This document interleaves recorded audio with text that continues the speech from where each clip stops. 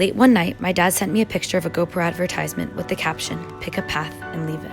Something about that resonated within me.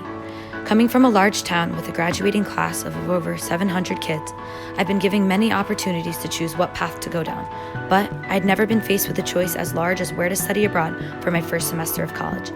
I've always been drawn to experiences outside of my comfort zone, experiences that test my abilities, experiences that build a memory. As my friends said goodbye to leave for a different city, maybe a different state, I packed my bags to go halfway around the globe. I was ready to fully embrace the next chapter of my life that would unfold in my new home, Thessaloniki. This is my NUin experience, somewhat through the lens of my GoPro, of picking my path towards Greece and leaving it. After arriving September 17th at the beautiful Metropolitan Hotel, just 1 block away from the Aegean Sea, the NUin program got us acquainted with our neighborhood, took us to IKEA, on a walk to the upper city, to the town of Regina, home to Alexander the Great's tomb, and to one of the beautiful beaches of Halkidiki. During this week, my friends and I got our first taste of both the Thessaloniki nightlife and delicious gelato, and celebrated our first birthday dinner in the friend group, with a dozen more to come. The NUin program also organized for us to participate in the A21 Service Learning Walk to advocate for human trafficking. During my time in Thessaloniki, I've made many local friends who have taught me so much about Greek life from a perspective I would have never had without them. Like Angeli, my nail lady, who I talk to about everything ranging from philosophy to politics, and have so much fun doing things around the city with, like going to crazy music festivals. And George, the owner of the kiosk down the corner, with the biggest heart, always so happy to see us. And Stavros, the cashier at our school cafe, my home base in between classes, someone I could tell all of my drama to, and the most welcoming person in school. People like them have given me a home away from home, somewhere I can always come back to. Speaking of school, we attended the American College of Thessaloniki, situated high up in the mountains. I took Greek life and culture, Greek art history, sociology, and English. Here, I was a part of the community council for my hotel, and I joined the kickboxing and volleyball clubs. We played in a 6-part volleyball tournament where I got to experience being part of a European team, cheered on by extremely proud fans.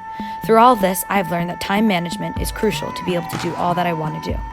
Our university also organized many amazing excursions to go on to bring us out of the city life and back to nature, like one weekend, a beautiful hike up Mount Olympus, and the next, canyoning through its icy cold waters and cliff jumping off of 30-foot rocks into deep natural pools.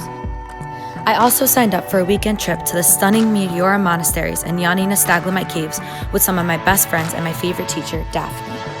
What truly made my study abroad experience unique, however, were the places I traveled to on the weekends all over Europe, leaving this path that I thought would only take me to Greece. My travels began, however, in Mykonos, in a villa that looked straight out of a postcard, all blue, all white and beautiful, with perfect views, food, and nightlife. Over fall break, though, I traveled to London, where I met up with a friend from home and met really interesting people in places I'll never forget. Then to Paris to meet up with some more friends for a just short 30 hours. The next weekend, Northeastern sponsored a trip to Athens and Delphi, where we explored the Acropolis and saw art from thousands of years ago. We made a stop in the beautiful ski town of Arakova, where we met. It has been so amazing to be in places I thought I would only ever be able to see photos of. The weekend after that, we went to Tel Aviv, a city that's truly alive with music-filled streets, busy markets, amazing food. We got to go paddleboarding in crystal clear waters, go out on a boat ride, eat tons of pomegranates, as well as a traditional Shabbat dinner with friends, singing and playing along to the guitar over dessert. My travels then continued to Rome, where I met up with my friend Sky. In just short 2 days after a missed flight, saw almost all the main attractions. Although there may have been many language barriers in all of these places, happiness and gratitude seemed to communicate just fine. And a trip to Amsterdam.